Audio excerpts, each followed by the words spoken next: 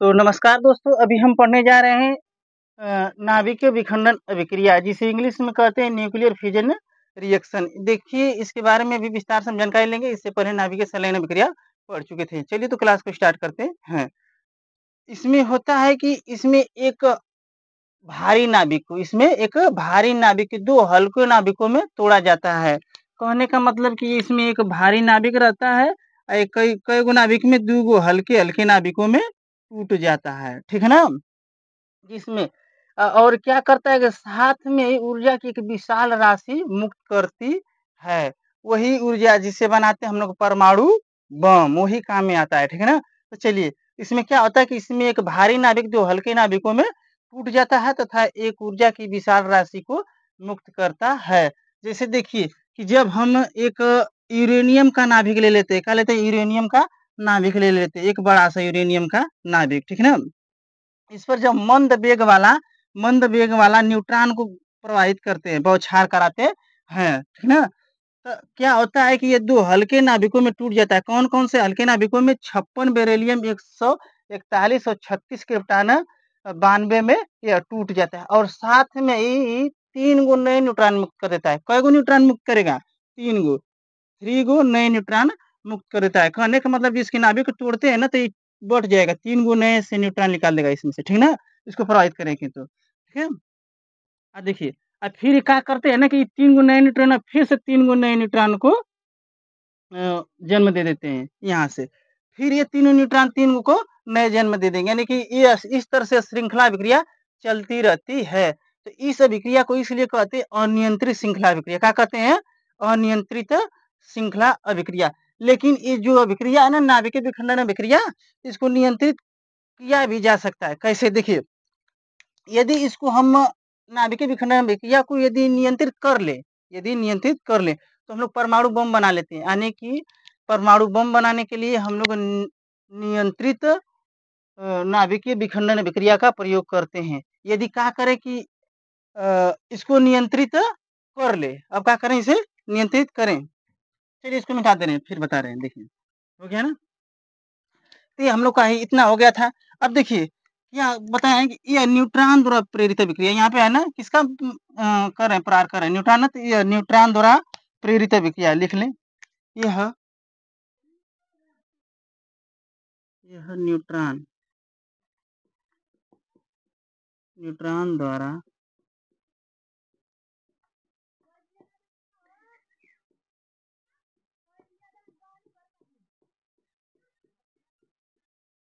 अभिक्रिया है, ठीक है ना? ये न्यूट्रॉन, वो प्रोटॉन द्वारा प्रेरित अभिक्रिया थी, ये कौन सा? न्यूट्रॉन द्वारा प्रेरित अभिक्रिया है। इसको लिख ले पूरा, ये लिख दे रहे हैं। चलिए, ठीक है, लिख दे रहे हैं। तो लिखिए, जब 92 यूरेनियम 235 पर मंद वेग वाला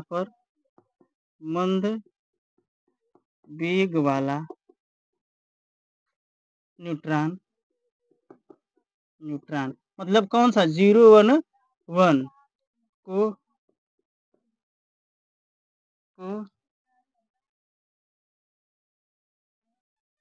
का बौछार कराया जाता है, ठीक है?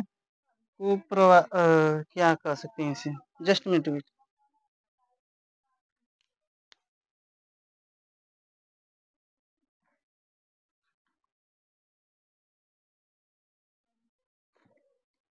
हाँ, चलिए, ठीक है ना? तो ये बमबारी लिख लो। जब 92 यूरेनियम 235 में मंद वेग वाला न्यूट्रॉन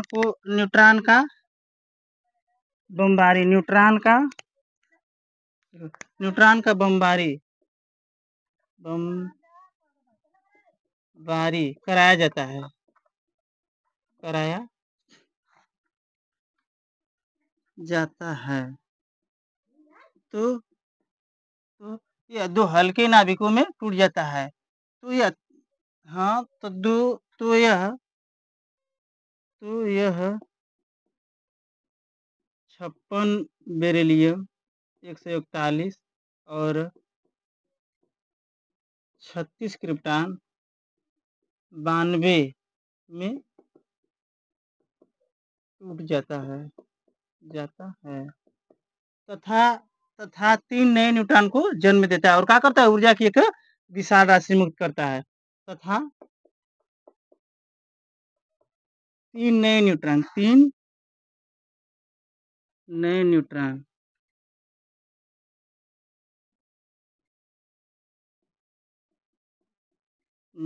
मुक्त करता है।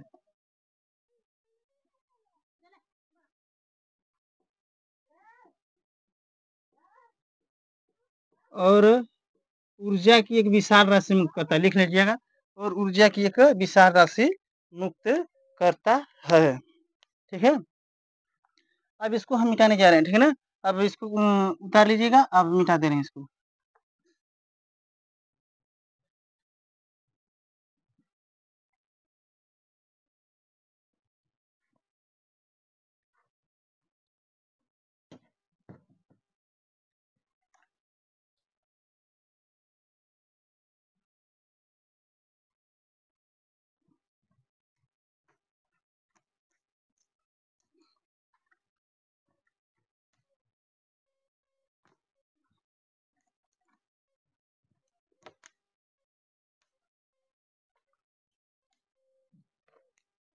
तो बताए हैं कि यह न्यूट्रॉन द्वारा प्रेरित अभिक्रिया, लिखे हैं कि नहीं, इसको लिख लीजिएगा कि यह न्यूट्रॉन द्वारा प्रेरित अभिक्रिया है।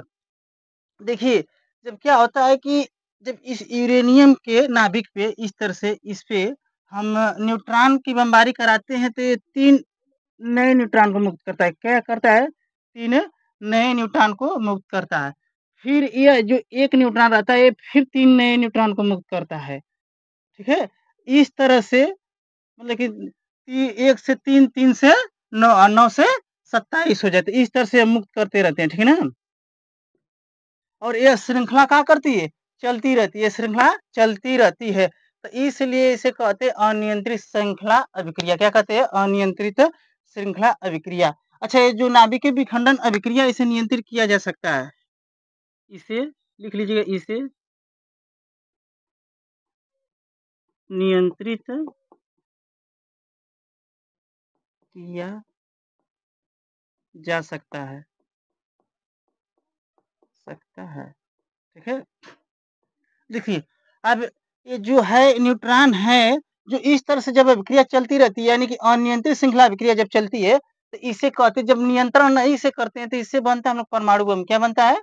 परमाणु बम। लेकिन जब क्या करते हैं हम कि एगो न्यूट्रॉन गए तो छोड़ देते हैं, एगो क्या करते हैं, छोड़ देते, तुम जाओ, मतलब कि इसको छोड़ देते हैं। आई दूगो क्या कर लेते हैं, पकड़ लेते हैं।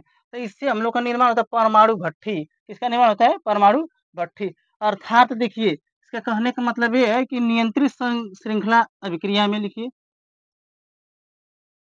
अनियंत्रित अनियंत्रित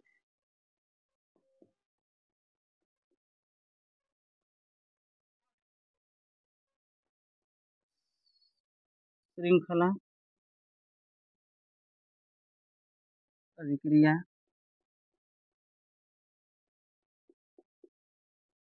अभिक्रिया तब अपनाया जाता है, तब अपनाया जाता है जब हमें परमाणु बम बनाना होता है, जाता है जब हमें परमाणु बम बनाना होता है, ठीक है। अनियंत्रित श्रृंखला अभिक्रिया तब अपनाया जाता है जब हमें परमाणु बम बनाना होता है, ठीक है ना। लेकिन बताए हैं कि ऊपर देखिए कि ये इसे नियंत्रित किया जा सकता है, इसे नियंत्रित किया। इस श्रृंखला अभिक्रिया को जब हम क्या करते हैं, नियंत्रित कर लेते हैं, तो क्या होता है कि हम लोग को परमाणु भट्ठी बन जाती है। लेकिन यहाँ पे लिखिए, जब जब इस श्रृंखला अभिक्रिया को जब इस श्रृंखला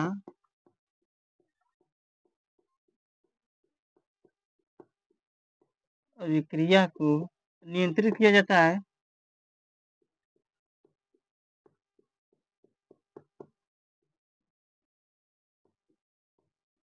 किया जाता है,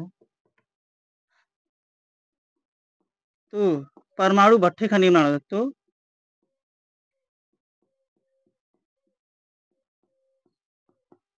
भट्ठी का निर्माण होता है, कहाँ? निर्माण होता है। ठीक है? तो हम लोग को 2 नए टॉपिक आ गए, एक परमाणु बम और एक परमाणु भट्ठी, ठीक है? तो अगली क्लास में हम देखेंगे परमाणु बम और परमाणु भट्ठी के बारे में पढ़ेंगे। देखिए परमाणु जो बम है ये इसका विस्तार से पूरा एक चैप्टर पढ़ाएँगे, ठीक है ना? बहुत से यहाँ से क्वेश्चन बनते हैं परमाणु बम से, ठीक है ना? परमाणु बम का कैसे निर्माण करेंगे और परमाणु परीक्षण कब हुआ था, कहाँ कैसे उपयोग किया गया था इसका, ठीक है ना? और इसके बाद परमाणु भट्ठी को भी 2 भागों में बाँट दिया गया है, आगे चल के इसको पढ़ेंगे, ठीक है? तो चलिए आज के लिए इतना ही, ठीक है? धन्यवाद।